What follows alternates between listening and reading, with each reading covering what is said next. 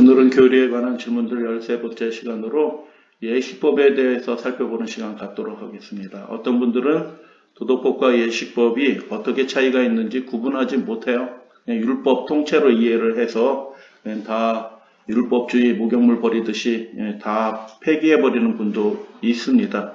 그래서 도덕법과 예식법이 어떻게 차이가 있는지, 그리고 또 예식법에 대해서 중요한 오해가 있어요. 그래서 예식법은 십자가에서 끝났나라는 그 주제에 대해서 집중적으로 살펴보겠습니다. 본 장의 해설을 살펴보기 전에 도덕법과 예식법을 구분하지 못하는 사람들이 예상외로 많이 있어요. 도덕법이 뭔지도 모르고 예식법이 뭔지도 모르고 그냥 율법 이거 하나만 아시는 분들도 있어요. 목사들 가운데서도 있습니다. 저한테 전화했던 몇몇 목사들은 예식법과 도덕법이 뭔지 구분을 못하는 목사도 있었습니다. 그리고 100년 전에도 지금도 그리고 종교개혁 이후의 계승자들의 시대에도 도덕법 폐기론자들이 간혹 있습니다. 믿으면 다 구원 얻는 거지. 그 십계명 지키는 거 그렇게 중요하지 않아 라고 그렇게 가르치는 분들이 종종 있어 왔고 지금도 있었고 이 QOD, 교리에 관한 질문들을 할 당시에도 있었어요. 그래서 도덕법과 예식법이 어떤 근거에서 차이가 있는지 구분하지 못할 뿐만 아니라 도덕법이 중요하지 않은 것처럼 그렇게 가르치는 분들이 있었던 것입니다. 예수님의 입장과 예수님의 가르침과 완전히 다른 거죠.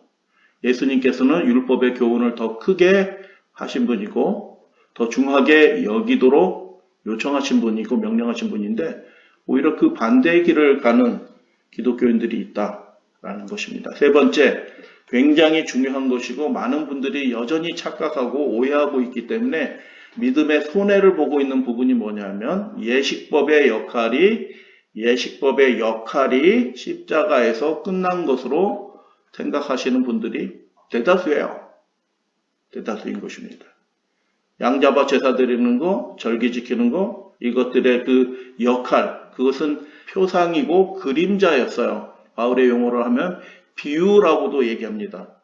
표상이고 그림자고 비유라는 것은 실체를 가리키고 지시하는 역할을 하는 것이죠.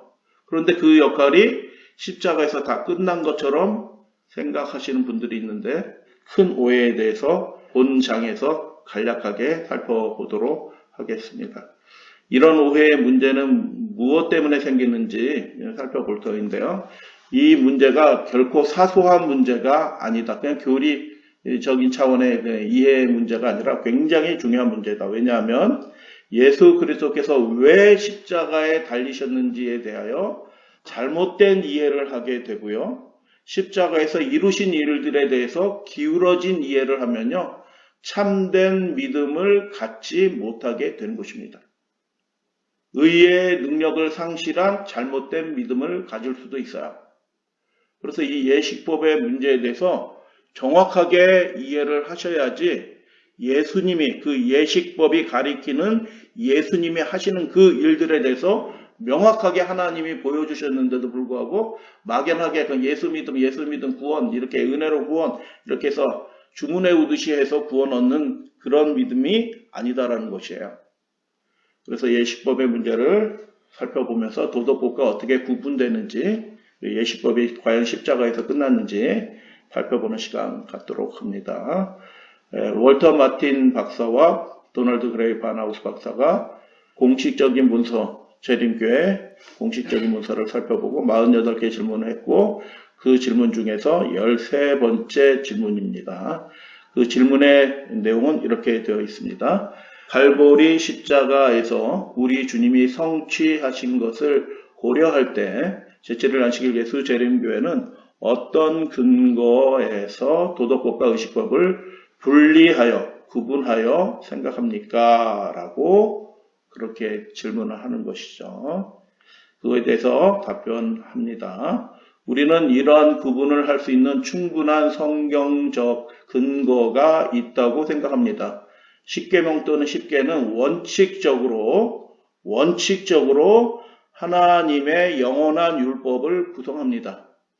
종교 개혁자들도 다 그렇게 말했습니다. 십계명은 하나님의 품성의 사본이고 영원하다라고 그렇게 칼빈 루터 뭐 다 그렇게 얘기했습니다. 이 율법은 영원할 뿐만 아니라 불변합니다. 여러분 동의하시나요? 여러분 그러면은 아담과 하와 그 시대에는 살인하지 말라는 계명이 있었어요? 없었어요. 그럼 불변한다라는 이 말의 의미가 무슨 뜻이에요? 새하늘과 새 땅에서는 살인하지 말라는 계명이 있을까요? 없을까요? 없어요. 문자적으로는 없는 것입니다. 필요가 없어졌기 때문에. 그럼 불변한다라는 의미를 올바로 이해를 하셔야 돼요. 그것은 십계명이죠. 그 도덕법, 그분의 보좌의 하나님의 통치의 보좌의 기초이며 그분 자신의 품성의 표현입니다. 그것은 하나님의 품성, 즉 자신이 어떤 분인지를 표현하기 때문에 우리는 그것이 영원하신 하나님처럼 그 도덕법도 영원하다라고 믿습니다. 올바른 진술이에요. 이것에 대하여 주석판에서는 이렇게 추가적인 설명을 합니다. QOD 자체에서도 16장에 뒤에 이제 3장 후에 안식일과 도덕법에 관해 대해서 설명할 때 이 표현이 나와서 미리 땡겨서 보여주는 것입니다. 예수님이 제시하신 원칙, 즉 하나님을 최고로 무엇하고 사랑하고 십계명의 그 요약이잖아요. 우리 자신과 동등하게 이웃을 사랑하는 것에서 그 십계명의 원칙이 포괄적으로 표현된다고 믿습니다. 라고 뒷부분에 그렇게 설명이 되어 있는데 이 설명 표현이 앞부분, 이 부분에서는 안 되어 있기 때문에 주석에 이렇게 미리 달아놨습니다. 그래서 그 주석 부분에 보면 십계명의 원리는 원칙상 영원하다라고 얘기했거든요. 원칙상 영원한 거예요. 불변한 거고요. 그 원칙상 영원하고 원칙상 불변하다는 의미가 무슨 뜻인지 이해를 하셔야 되는데 1957년 후에 신학이 더 깊어지는 것입니다. 하나님과 성경에 대해서 더 깊게 이해를 하게 되고요. 하나님의 율법에 대해서도 더 깊게 이해를 하게 됐어요. 그 당시에도 이런 표현이 있었습니다. 재림교회 초기에 십계명의 원리는 원칙상 십계명의 원리는 타락 이전에 존재했으며 왜 사랑의 계명이니까 그 사랑의 계명과 사랑의 명령이 타락 이전에도 존재하는 것입니다. 존재들의 거룩한 질서에 적합한 성격을 지니고 있었다. 타락 후에도 그 계율들의 원칙은 변하지 않았지만 원칙, 하나님을 최고로 사랑하고 내 이웃을 내 몸처럼 사랑하는 그 최고한의 법의 그 원칙은 바뀌지 않는 거예요. 영원한 거예요. 하나님이 사랑이신 것처럼. 그런데 그것들이 표현되는 방식은 타락 후에 그 타락 후에 인간에 맞추어서 그 내용들이 본질은 원칙은 바뀌지 않았지만 그 진술의 내용들이 바뀌어서 설명됐지만 그 본질은 바뀌지 않았다라는 그런 얘기예요. 그래서 타락한 상태의 인간을 충족시키기 위해 추가적인 계율이 주어졌다라는 것입니다. 이해가 되시죠? 이러한 생각은 하나님과 그분의 율법에 내재된 다음과 같은 특성에서 볼 수 있습니다.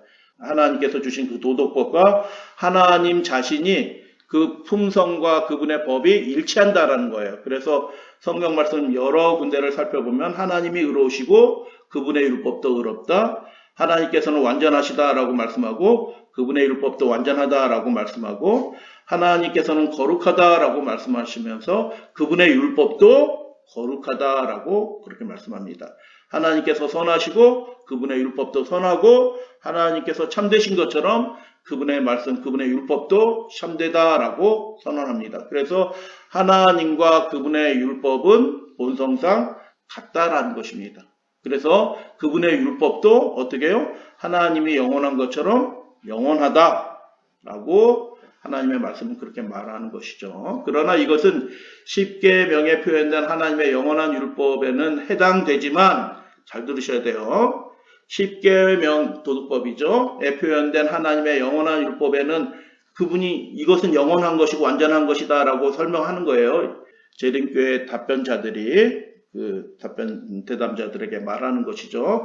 하나님께서 이스라엘에게 주신 의식법 또는 예식법에는 해당하지 않습니다. 맞아요, 틀려요? 예식법은 영원하지 않은 거고 완전하지 않은 거고 선하지 않은 거고 거룩하지 않은 것인가요? 잘 생각하셔야 돼요. 도덕법만 그런 것처럼 여기서는 그렇게 설명을 했거든요. 그 당시 답변자들이 두 가지 가능성이 있지만 뭐 나중에 말씀드려요. 이렇게 답변을 했어요. 예식법은 그렇지 않습니다 라고 답변하는 것이 뭐냐면 예식법은 의롭지 않은 거고 완전하지 않은 거고 거룩하지 않은 거고 선하지 않은 거고 참되지 않은 것처럼 그렇게 표현을 한 것입니다. 예식법을 도덕법보다 낮은 것으로 사람들이 굉장히 많이 생각해요. 지금도 오늘날 대부분의 교인들이 예식법이 더 낮은 수준에 있는 것이 아니에요. 역할이 다른 것 뿐이에요. 네, 설명이 다 됩니다. 그래서 이 의식법은 이스라엘 제사 제도에 들어온 표상과 그림자를 담고 있습니다. 뭐 표상과 그림자라는 표현은 옳은 표현이지만 의식법에 대한 요 진술이 불완전하고 잘못됐다라는 것이 주석판에서 이렇게 설명이 됩니다. 오늘날 성숙한 재림교인들은 의식법이 의로우며 완전하며 거룩하고 선한 것이 아니거나 참된 것, 진리가 아니라고 주장하지 않을 것입니다. 재림교인이라면 그렇게 생각하지 않는다는 거예요. 그 의식법도 의로워요. 바울이 그렇게 얘기합니다. 완전하고 거룩하다라고 얘기해요. 그런데 많은 분들이 의식법을, 예식법을 아주 십자가에서 완전히 끝난 것처럼 중요하지 않은 것처럼 이렇게 폐기 처분했기 때문에 예수님에 대해서 굉장히 오해하고 있다. 그 목적과 맥락에서 볼 때 의식법은 이 모든 것입니다. 그 목적에서 보게 될 때 거룩하고 의롭고 완전한 거예요. 그 예식법 자체도. 십계명과 의식법 모두 동일한 특성을 가지고 있지만 목적과 한계가 다를 뿐인 것입니다. 본질적으로 의식법은 구원의 한 계획의 모형이었습니다. 물론 그 봉사가 예식법의 그 봉사가 섬김이 사람을 구원할 수는 없습니다. 그렇지만 그것은 죽으심과 부활 하늘 사역을 통해 진정으로 세상의 죄를 없애실 하나님의 어린 양의 사역의 그림자 또는 비유였습니다. 그것을 가리키는 충성된 역할을 하는 거예요. 이 예식법이. 그래서 온전한 거예요. 거룩한 목적을 위해서 세워진 거예요. 완전한 거예요. 그분을 온전히 가리키는. 그러므로 그것의 진행에 있어서 예식법은 그 과정적인 측면을 볼 때 예식법은 의로우며 완전하며 거룩하며 선하며 참된 것입니다. 그래서 예식법에 대한 이해를 뭐 이렇게 등급이 있던 십계명은 굉장히 고상한 거고 예식법은 수준이 떨어지는 율법처럼 그렇게 생각해서는 안 된다라는 것입니다.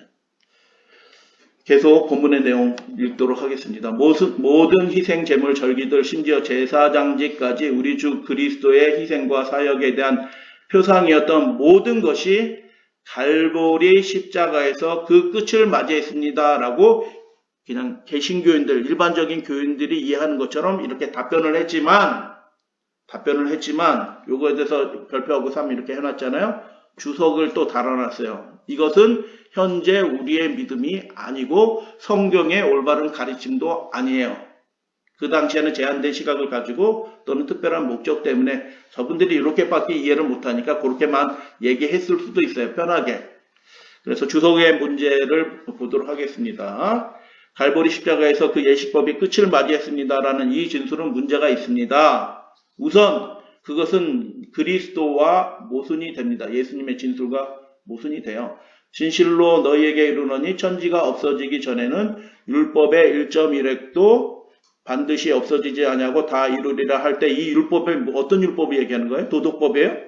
도덕법을 포함해서 그 예수님의 사역을 가리키는 그 율법, 예식법의 그 지시하는 그 내용들을 예수님이 온전히 성취할 것이라는 그런 말씀이에요. 이 율법에 예식법도 들어가 있다고요. 예수님이 십자가에 달려서 그 오후 3시에 돌아가는 상본제, 속죄 제사가 맞춰지는 그 시간에 예수님 실제로 돌아가시잖아요. 마태복음 27장에 보면. 그렇게 되어 있는 것처럼 그 1.1획도 반드시 없애지지 아니하고 예수님의 생애를 통하여 그대로 성취되기 때문에 이 예식법 자체도 그리스도의 사역을 가리키는 거룩한 직분이 있는 거예요. 침례 요한이 거룩한 직분이 있나요? 그분이 오시는 길을 예비하는 침례 요한이 거룩한 직분인가요? 성령으로 인침을 받은 거룩한 직분이에요. 그것보다 훨씬 더 직접적으로 예수님이 어떤 분이고 어떠한 사역을 하실 분인지 가리키고 지시하고 증거하는 이 예식법은 어떤 법이에요? 거룩한 법이에요. 거룩한 법이라고요. 완전하고 의롭고. 그래서 예수님의 말씀을 통해서도 뭐예요? 이 율법의 1.1획도 반드시 없어지지 않냐고 다 이루리라 라고 말씀하실 때 이 율법에 무엇이 들어가 있어요? 예식법이 들어가 있는 거예요. 의식법의 주된 목적은 그래서요. 예식법의 주된 목적은 그림자에 있는 게 아니에요. 양 잡고 피 흘리고 피 뿌리고 하는 거기에 목적이 있는 것이 그건 그림자잖아요. 그림자의 목적이 있는 것이 아니라 이 그림자이며 비유인 그 예식법의 목적은 거룩한 곳에 있어요. 예수님을 향하고 있어요. 그러면 예수님의 사역이 십자가에서 다 끝났나? 아니요. 히브리서에 보니까 그분이 하늘 성소에서 하시는 일이 여전히 있어요. 그리고 최종적으로 악의 세력을 완전히 멸망시켜서 불로 소멸하는 그 사역까지 계속 이어져요. 심판하는 권세를 아들에게 다 맡기셨으니까 그 일을 아직 완성하지 못하셨고 그 일들을 끝내실 분이에요. 그분이. 그래서 이 예식법의 내용들을 살펴보면 예수님이 앞으로 하실 일들까지도 그대로 지시하고 있는 것입니다. 그래서 예식법 또는 의식법의 주된 목적은 갈보리에서 끝나지 않은 거예요. 끝날 수도 없는 겁니다. 오히려 그것이 가리키는 사역은 이제 하늘 성소에서 우리의 대제사장으로서 사역하시는 그리스도에게로 지시의 내용이 옮겨진 것입니다. 십자가를 반드시 가리키죠. 분명히 가리키지만 십자가 이후에 부활과 초실절, 하늘 성소에서 하실 그 일들과 다시 오셔서 악을 결박하고 심판하실 그 모든 일들까지도 그 예식법이 다 가리키고 있는 거예요. 그래서 많은 분들이 특별히 목사님들까지도 예식법에 대해서 잘 모르기 때문에 예수님에 대해서 올바로 가르치는 일에 실패하고 있어요. 예수님이 진짜 무엇을 기대하고 하늘 성소에서 중보하고 계시는지 그 목적을 잃어버리는 것입니다. 정결이에요. 거룩이에요. 그냥 믿음만 가리키는 것이 만사가 아닌 거예요. 그래서 의식법의 직무는 원형으로서 그리스도의 사역을 가리키는 표상으로서 기능했습니다. 따라서 하나에서 지상에서 십자가를 가리키던 그 역할에서 그 다음 단계 하늘 상소와 그 다음 단계로 심판에 관한 그 단계로 계속 예식법이 가리키는 그 역할을 해오고 있습니다. 그래서 연속이 있습니다. 라고 그렇게 설명하는 거예요. 계속 본문의 내용 읽도록 하겠습니다. 이것이 바로 사도 바울이 그리스도께서 원수된 것 곧 의문에 속한 계명의 율법을 자기 육체로 폐하셨으니 에베소 2장 15절라고 썼을 때 의미라고 믿습니다. 그리고 우리를 거스리고 우리를 대적하는 의문에 쓴 증서를 도말하시고 제하여 버리사 십자가에 못 박으시고 골로새 2장 14절 이것들은 장래일의 그림자이나 몸은 그리스도의 것이니라 골로새 2장 17절이라고 이 답변자들이 이렇게 질문을 했는데 예식법에 관해서 진술한 거예요. 이 부분은 완전히 틀린 거예요. 예식법이 원수된 것이냐 우리를 거스리는 것이냐 우리를 대적하는 것이냐? 아니에요. 여기서 가리키는 것은 전혀 다른 내용인데 이 답변자들이 온전하게 답변하지 못한 거예요. 자, 그래서 여기 4번 각주 주석에 보면 이 진술은 거스리고 예식법이 우리를 거스리고 대적한다라는 이 표현은 그래서 패하셨다라는 이 표현은 온전한 표현이 아니고 문제가 있다라고 말하면서 이 설명에서 골로새서 2장 14절과 같은 본문을 사용하는 데는 특히 이 설명에서 도움이 되지 않습니다. 그 의식은 우리를 거스리는 것이 아닙니다. 예수님을 가리키는데 우리를 거스리는 거예요? 그럴 수가 없는 거예요. 오히려 그 의식은 하나님의 은혜의 그림자였습니다. 우리에게 은혜가 되는 거예요. 묵상할수록, 적용할수록. 어린 양이 죽을 때마다 그것은 세상의 죄를 위해 죽으실 그리스도를 가리켰습니다. 예식법의 그 내용 중에 일부가. 전체적으로도 마찬가지고. 예수님을 가리키는데 그게 우리를 거스리고 대적하고 그래서 십자가에서 폐해버린다? 이건 말이 안 되는 설명이었어요. 의식제도는 복음의 예표였던 것입니다. 지금도 복음이에요. 지금도 복음이라고. 십자가 이후에도 지금 예수님의 재림을 기다리는 우리에게도 예식법은 복음이에요. 실제로는 십자가에 못 박힌 것은 예식법이 못 박힌 것이 아니라 우리의 죄의 기록이 그분의 피로 대속하였으므로 죄의 기록이 십자가에 못 박히고 죄의 기록이 도말된 것입니다. 라고 그렇게 설명하는 것이 성경 본문에 대한 올바른 설명이다. 그래서 표준 영어 성경은 하나님께서 그 법적인 요구들과 함께 우리를 거슬렀던 채무의 부채의 기록들을 제하여 버리심으로 죄의 빚의 기록을 없애버렸다는 뜻이에요. 죄의 빚을 갚으면 어떻게 갚아야 돼요? 죽음으로 갚아야 되잖아요. 그래서 죄의 빚의 기록을 십자가에서 폐하여 버리고 제하여 버리고 그게 우리를 대적하고 원수된 것이기 때문에 도말하여 버리심으로 우리가 범한 모든 죄를 용서하심으로 그리스도와 함께 우리를 살게 하셨다. 그리스도는 이것을 십자가에 못 박으사 파기하셨다라고 표준 영어 성경은 그렇게 번역을 한 것입니다. 부채, 빚의 기록을 없애버린 거예요. 죄의 기록을. 라고 정확하게 표현하고 있습니다. 흥미롭게도 교리에 관한 질문들 저자들은 386쪽에서 죄의 기록이 십자가에 못 박혔다라는 의미로 골로새 2장 14절을 올바르게 사용합니다. 이분들이 몰라서 그렇게 사용한 거 이렇게 표현한 것 같지는 않다라는 뜻이에요. 뒤에서는 또 올바로 설명을 해요.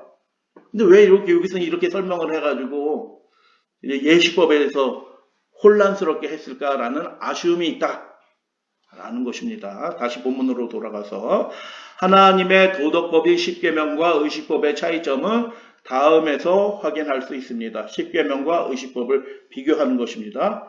그래서 예식법에 대해서 앞부분에서 잘못 이해를 불완전하게 설명했기 때문에 이 대조에서도 불완전하고 잘못된 설명이 나옵니다. 중간에 한번 찾아보셔요. 자, 첫 번째, 하나님 자신에 의해서 십계명이 선포됩니다. 당연하죠. 의식법은 모세에 의해서 전달됩니다. 그리고 십계명은 하나님에 의해서 직접 기록이 되고 의식법은 모세에 의해서 기록이 됩니다. 맞아요. 십계명은 도류에 기록이 되고 의식법은 책 위에 기록이 됩니다. 십계명은 하나님이 직접 기록해서 모세에게 줬고 의식법은 모세가 기록하여 레위인들에게 지키라고 줍니다. 다섯 번째, 십계명은 모세가 법궤 안에 안치합니다. 그렇게 명령하셨기 때문에. 그러나 예식법 그 두루마리는 레위인들이 법궤 옆에 둡니다. 여섯 번째, 십계명은 도덕적 명령을 다룹니다. 그러나 의식법은 의식과 예전적인 것을 다룹니다. 맞아요. 십계명은 죄를 드러냅니다. 의식법은 죄들로 인한 제사들을 기록을 합니다. 제사제도, 죄들이 어떻게 사해질 것인지 표상적으로 그 제사제도를 기록을 해냈죠. 여덟 번째, 십계명은 율법을 범하는 것은 죄라고 분명하게 말씀합니다. 요한일서 3장 4절 불법, 죄는 곧 불법이다라고 그렇게 설명을 하죠. 그러나 의식법은 의식법에 대해서 8번 설명하면서 이 폐한 것을 범하는 것은 죄가 아니다라는 이 설명이 문제가 있죠. 폐해졌어요? 그 역할이 여전히 있는 거예요. 그래서 아홉 번째, 계명 전체, 십계명은 계명 전체를 지켜야 되죠. 당연하죠. 도덕법인데. 하나의 법이죠. 사랑의 법이기 때문에. 의식법 9번, 사도는 그러한 지시를 준 적이 없다라고 그렇게 말합니다. 십계명 10번째, 이 법에 의해 심판합니다. 심판을 받아요. 맞습니다. 의식법, 그것으로 심판받지 않습니다. 십계명 11번, 계명을 지키는 자는 그의 행위로 복을 받습니다. 하나님의 도덕법의 명령은 순종할 때 복이 명령이 돼 있어요. 그 명령이 주신 분이 그 복을 약속하셨거든요. 11번 이것을 지킨다고 복을 받지는 않는다. 12번 십계명에서 10계명을 뭐라고 표현하냐 하면 자유하게 하는 온전한 율법이라고 표현합니다. 우리를 자유롭게 하는, 죄로부터 자유롭게 하고 하나님과 더 친해지게 하는 온전한 율법이다라고 얘기합니다. 12번 이 법을 지키는 자는 자유를 잃어버림이라고 이렇게 바울이 설명하고요. 13번 10계명 그리스도 안에 믿음에 의해서 기초된 그 믿는 사람들은 이 법을 옹호하는 사람이 될 것이다 라는 그런 의미고, 의식법 그리스도에 의해 폐기된 13번 요게 맞아요 틀려요? 이거 문제가 있는 표현이 들어와 있죠. 앞에 설명이 잘못됐기 때문에 이 대조에서도 설명이 잘못된 거. 14번 그리스도께서 그 교훈을 크게 하며 존귀케 하셨다라는 표현. 14번 예식법 우리를 대적하는 의문에 쓴 증서를 도말하심. 이 예식법이 우리를 대적해요? 아니요. 우리를 은혜롭게 하는 거예요. 복음으로 우리를 초청하는 거예요. 거룩하고 완전하고 선하고 아름다운 법이에요. 예식법은. 15번 우리는 이 율법이 신령한 줄 안다라고 고백한 그 도덕법이고요. 의식법은 육체에 상관된 계명의 법 이렇게 설명을 돼 있는데, 이것에 대해서 대조하는 이 표현이 전반적으로 다 맞지만 앞에 설명 때문에 문제가 있는 부분이 8번, 13번, 14번 이런 것이다. 폐한 것, 폐기된 것, 우리를 대적한다라는 이런 표현들은 문제가 있는 표현이다라고 정정이 되어 있습니다. 주석반에서. 그래서 계속 본문 내용을 읽도록 하겠습니다. 좀 재미있으시나요? 재미있으시리라고 생각이 들고요. 이건 굉장히 중요한 얘기입니다. 제가 계속 강조하는 바 요즘 교회는요, 복음 얘기하고 예수님 얘기하지만 진짜 복음을 가리키는 교회가 거의 없어요. 진짜 그렇다고요. 계속 본문의 말씀 드립니다. 또한 아래에 기록된 주요 신학 고백서들과 기독교계의 역사적인 신조들은 몇 가지, 당신들이 도덕법을 그렇게 강조하고 의식법을 구분해서 이해를 하는데 그 성경적인 근거가 있냐? 지금 성경적인 근거를 쭉 답변을 한 거예요. 전반적으로. 그리고 역사적인 증거들을 다른 중요한 신조들도 그렇게 가리킨다라고 몇 가지를 제시합니다. 그 부분을 살펴봅니다. 하나님의 도덕법 10계명 또는 10계와 의식적인 계율과는 별개의 것으로 인식하고 있다는 점에 유의해야 합니다. 다음은 그중 몇 가지입니다. 제2차 헬베틱 고백, 쥐리 개혁교회의 신조이자 전 유럽 대륙의 가장 권위 있는 신조 중 하나입니다. 이 고백의 제12장 하나님의 율법에 대하여에서 도덕적인 율법과 도덕적 율법과 의식적 율법을 대조한 후 도덕적 율법에 대해 우리는 하나님의 온전하신 뜻과 현세의 삶의 모든 부분에 필요한 모든 교훈이 이 도덕법 10계명 안에 완전히 전달되어 있음을 믿는다. 그러니까 이 율법 지켜야 돼요? 당연히 지켜야지. 10계명은. 바뀌어요? 아까 하나님이 변함이 없는 것처럼 이 도덕법은 변함이 있어요? 없어요? 없어요. 그 본질상. 우리가 그것으로 의롭게 되는 것은 아니지만 믿음으로 그리스도께 향해야 한다는 것을 말씀하는 법이에요. 의식적인 율법의 표상과 형상은 없어졌습니다. 이 표현도 문제가 있죠. 그죠? 이 헬베틱 신앙 고백도 의식적 율법의 표상과 형상은 없어졌습니까? 이것도 문제가 있어. 이분들이 훌륭한 개혁자들의 믿음의 전통을 잘 요약을 했지만 여전히 그들이 성경 전체에 그 율법이 가리키는 놀라운 은혜의 표상들을 완전히 이해는 했다? 못했다. 훌륭은 하지만.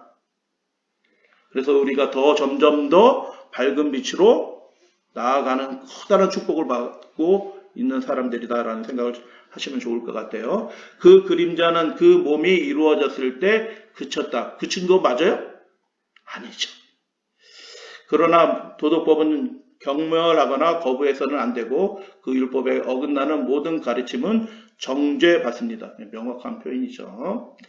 영국 국교의 신앙 조례 39조에 동일하게 십계명에 대해서 그렇게 얘기합니다. 어떤 그리스도인이라도 도덕이라고 불리는 그 계명에 순종해서 자유로울 수 없습니다. 다 지켜야 된다라고 얘기하고, 개신교 감독교회 미국 개정판 39개, 영국 국교회 신앙조례 39조가 미국 개정판으로 들어왔는데 그것도 역시 동일하게 설명이 되어 있습니다. 웨스트민스터 신앙고백, 이 고백은 19장에서 의식법과 도덕법의 차이와 전자의 폐지와 후자의 연속성을 설명한 후, 이것도 뭐 온전하지 않죠.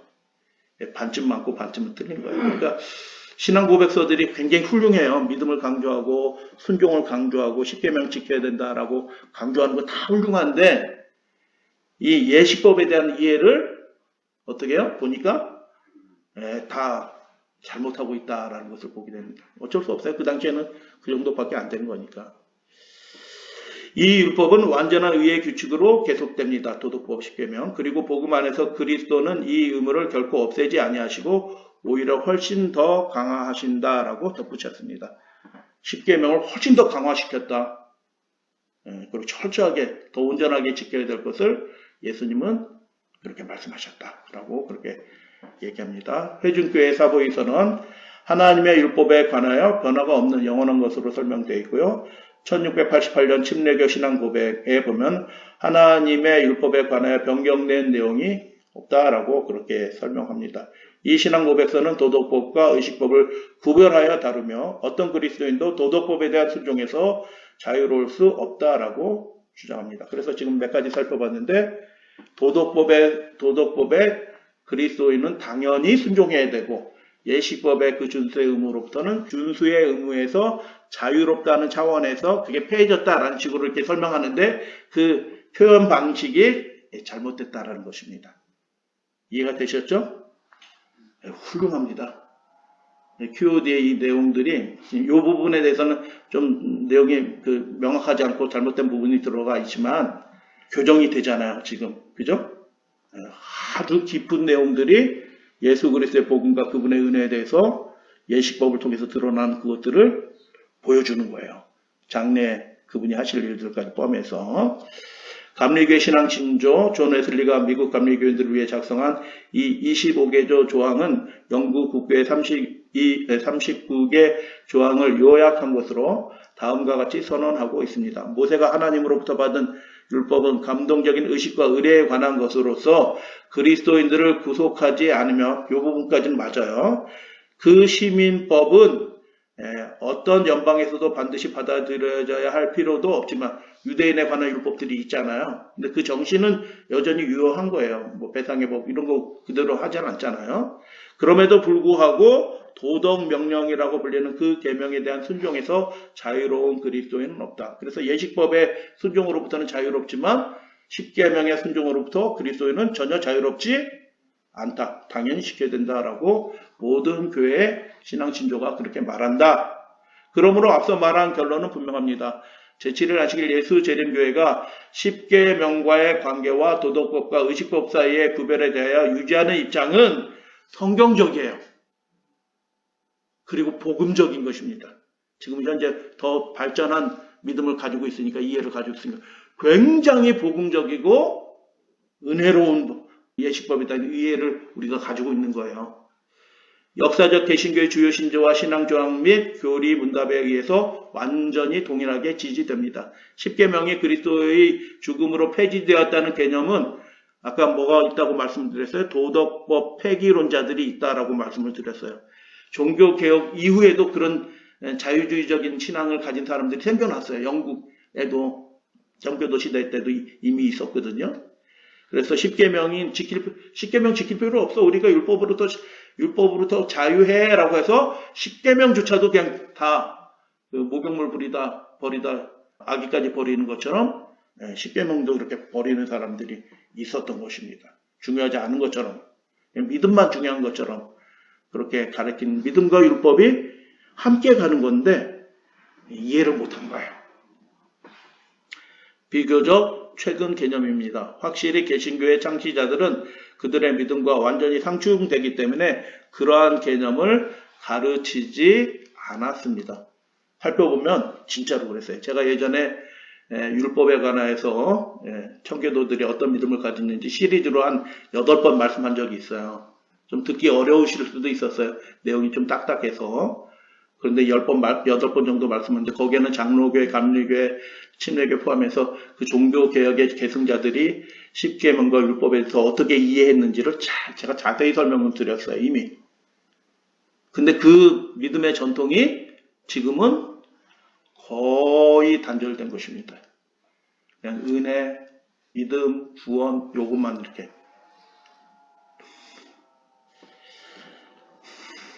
요약해드리도록 하겠습니다.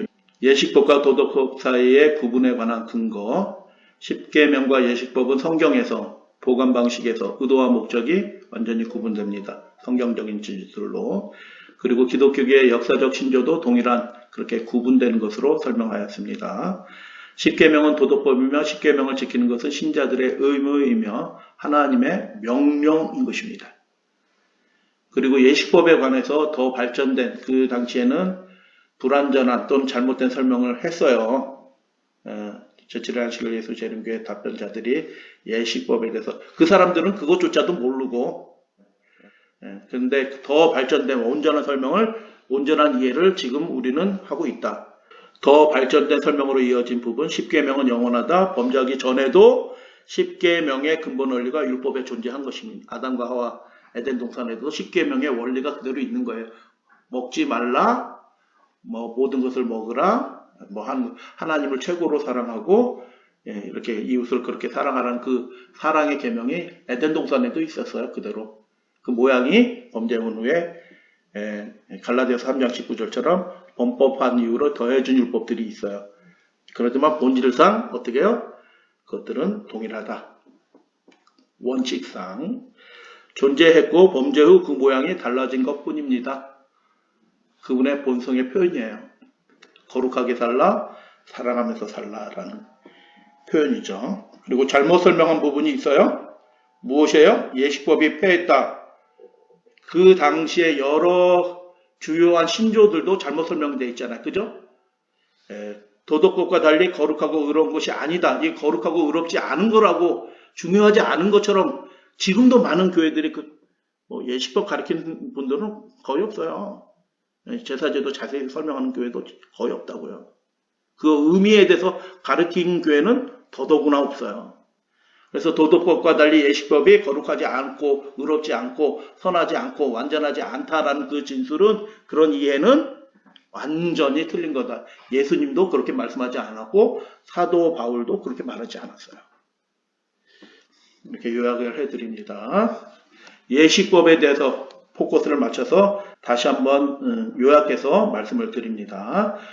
의식법도 도덕법과 마찬가지로 의로우며 완전하며 거룩하고 선한 것이며 참된 것이다.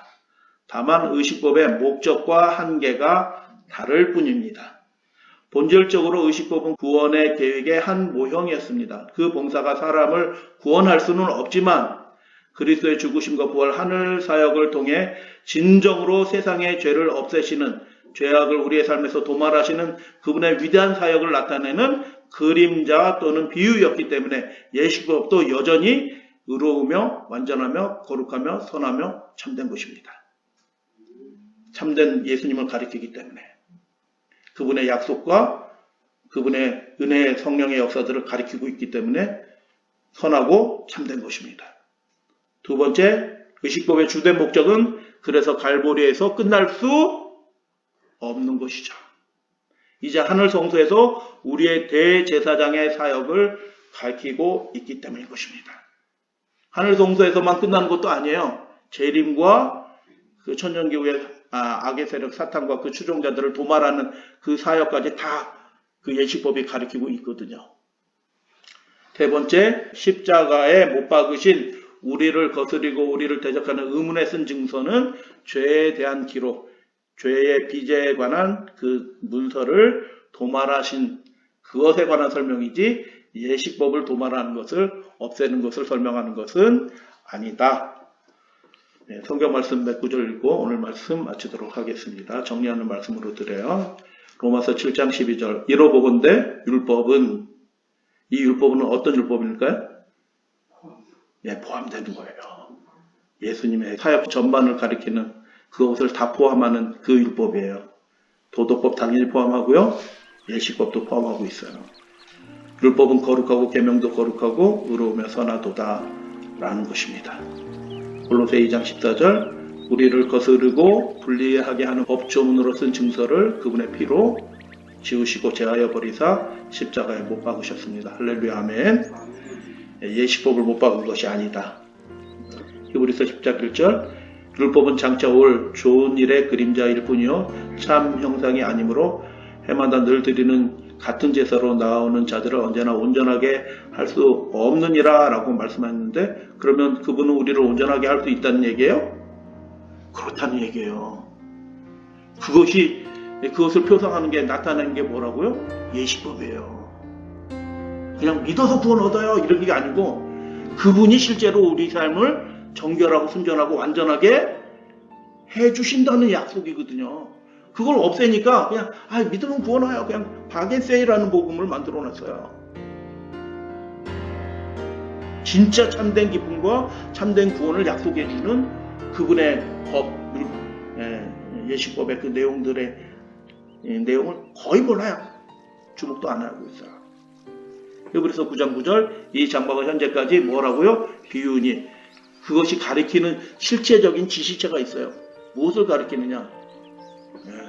그러니까 어떤 분은 우리가 예수님 잘 믿으면 되지 그 성소제도나 제사제도나 이런 예식법, 의식법 그것까지 뭐 우리가 알아야 되냐? 예수님을 잘 믿기 위해서 올바로 믿기 위해서 그걸 명확하게 배워야 되는 것입니다. 안 그러면 귀신 섬기는 거랑 똑같아요. 예수님 믿는데 귀신 섬기는 거랑 똑같다고요. 금송아지 섬기는 거랑 똑같아요. 요한복음 1장 29절 보라 하면서 세상 죄를 지고 가는 하나님의 어린 양이로다. 이 표현은 뭐예요? 제사제도에 관한 표현이잖아요. 누가복음 24장에 보면 엠마오로 가는 제자들에게 예수님께서 성경을 풀어주셨을 때 모세와 선지자를 통해서 풀어주셨는데 그 모세의 글의 대부분이 뭐예요? 예식법이에요. 그들의 그 내용을 설명을 듣고 마음이 뜨거워졌어요. 고린도후서 3장에서 바울이 명확하게 다시 한번 얘기합니다. 그러나 언제든지 주께로 돌아가면 우리를 가리고 있었던 예수님이 이런 분이었는 줄 알았더니 하나님의 복음과 은혜의 약속이 이렇게 놀라운 거네 하고 그 수건이 벗어지리라 하고 그 실체에 대해서 예수님이 어떤 사역을 하는지 그 실체에 대해서 더 완전하게 이해하게 될 것이다. 무엇을 통해서 예식법을 더 깊게 살펴보면 수건이 벗어지는 거예요. 예수님께로 돌아가면서 연결시켜서 이해를 하면. 그래서 복음이에요. 은혜의 약속이 담겨져 있는 것입니다. 오늘 말씀 마치도록 합니다.